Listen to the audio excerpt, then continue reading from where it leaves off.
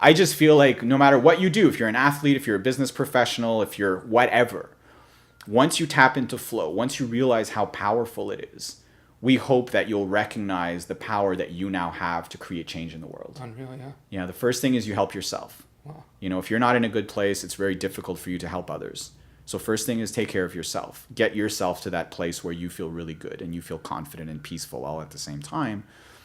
But then I hope that you'll recognize your opportunity that you have to pass it on, to make a difference in people's lives.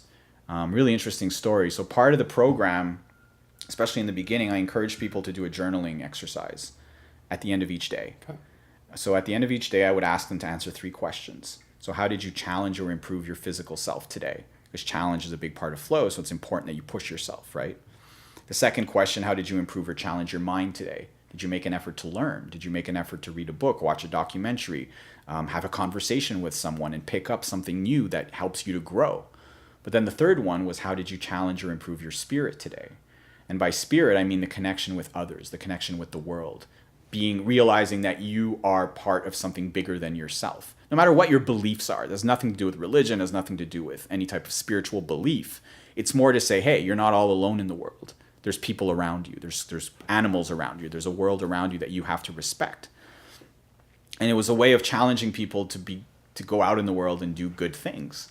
And there's one girl who she did the program for 3 days, and then she wrote me this message and said, it's funny because I've never considered myself to be a selfish person, but in the first 2 days of doing your program, I realized that I very rarely think of others, and I had nothing to write for how did I challenge my spirit today. Wow. So that morning, she woke up and said, tonight I will have something to write.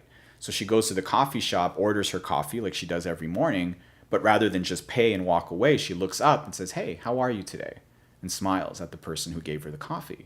And that person smiled back and said, I'm really good, thanks.